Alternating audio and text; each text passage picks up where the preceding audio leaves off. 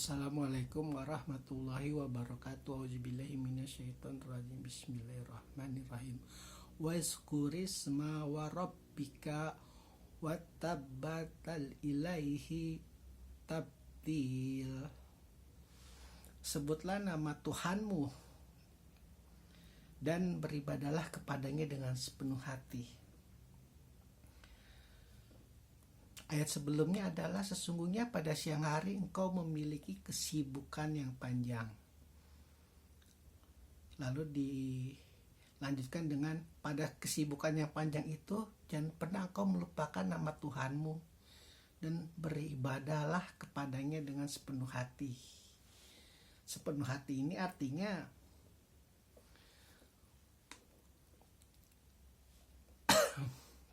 hati itu ada dua sisi.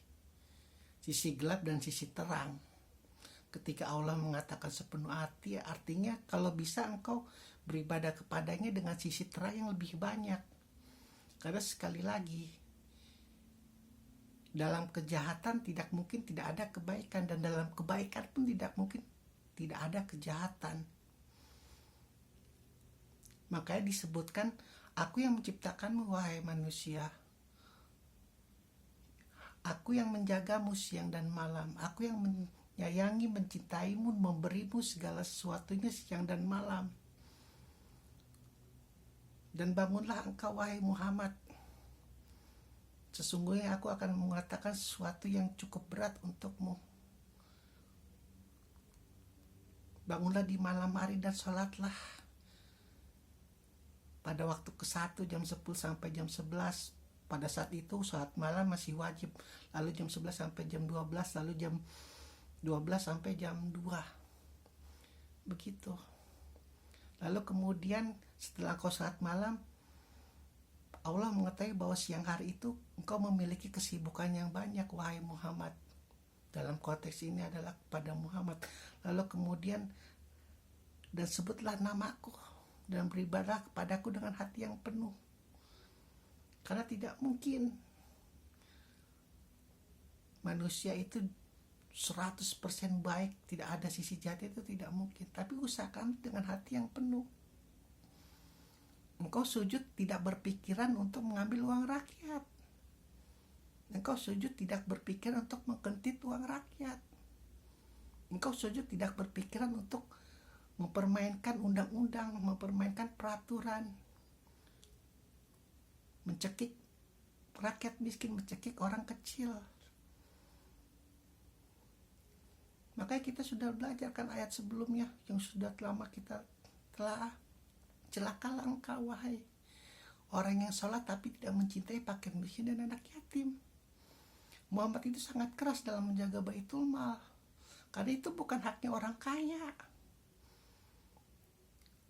Negara sudah memberikan hak kepada setiap penduduk untuk silakan kalian untuk kaya, silakan kalian untuk besar, silakan kalian untuk mulia.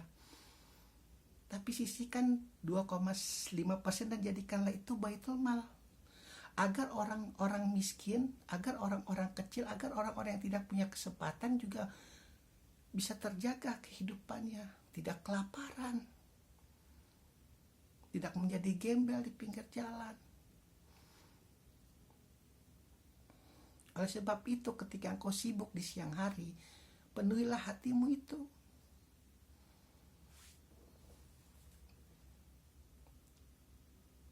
Dan beribadahlah kepadanya dengan sepenuh hati, penuhilah hatimu itu dengan kebaikan.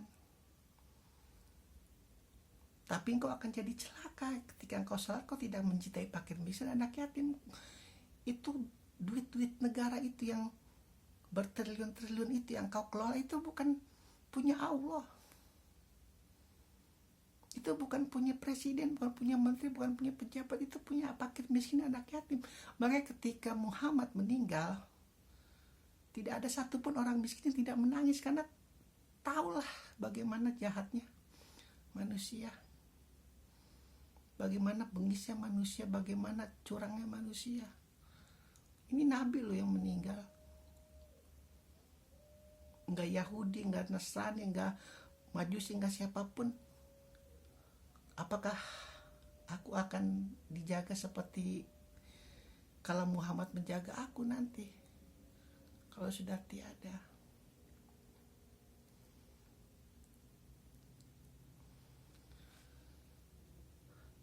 Dalam sisi kenakalan manusia terkadang kan yang penting absen dulu, dan bukan munafik, terkadang orang yang sedang bicara ini juga seperti itu kelakuannya. Yang penting absen dulu, entah mau sepenuh hati atau tidak, yang penting absen dulu. Mau ketika sujud mikirin masalah tetek bengek, yang penting absen dulu. Itu hal yang paling rendah.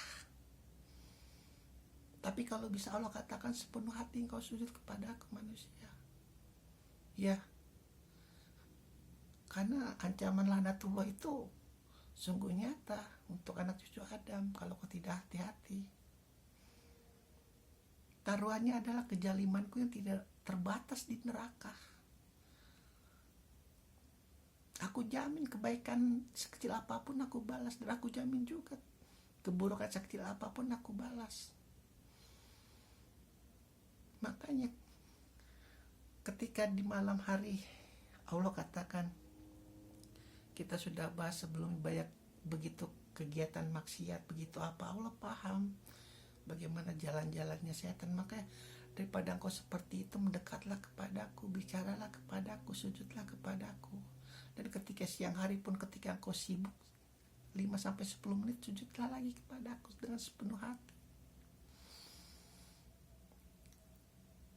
Jangan mentang-mentang hanya absen setelah sholat lalu kemudian mengadakan meeting lagi, mengadakan rapat lagi untuk mengambil uang rakyat, untuk mengambil uang negara.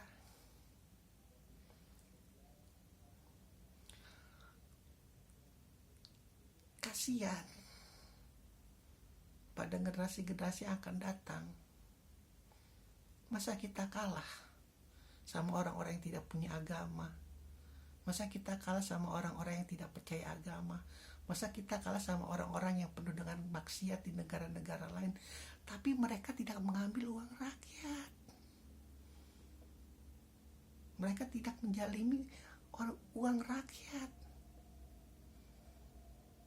Kalau mau berbuat dosa, kalau mau berbuat maksiat, serendah-rendahnya jangan merugikan orang lain.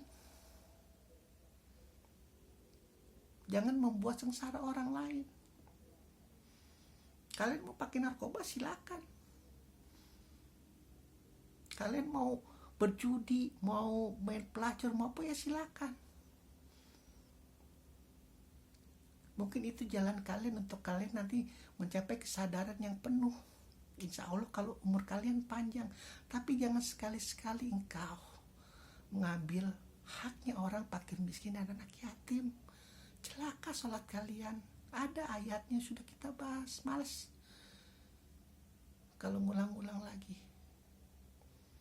Kalau nggak percaya, tanyalah ulama-ulama, ustadz-ustadz kalian. Benar nggak apa yang aku katakan? Jangan. Nih, kita ini manusia, bajingannya ada, jalangnya ada, anjingnya ada, babinya ada. Paham? Kalau bisa jangan sampai merugikan anjing kita, kebajingan kita, kesialan kita itu kepada orang lain. Biar nih tubuh kita sendiri yang merasakan sakitnya. Karena ketika engkau meninggal, ya ketika engkau meninggal nanti, segala kemaksiatanmu, segala apamu itu, Allah itu maha pemaaf selama engkau tidak menyakiti orang lain.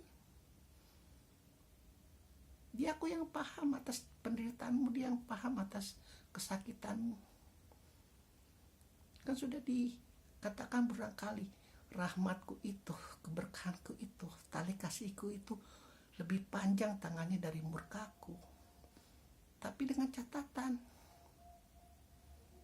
jangan mengambil hak orang lain. Jangan menyengsarakan orang lain. Beribadahlah kepadanya dengan hati yang penuh. Gak mungkin penuh, namanya manusia. Sampai 51% aja udah prestasi. Apalagi di zaman sekarang ini, ya. Alhamdulillahirrabbilalamin.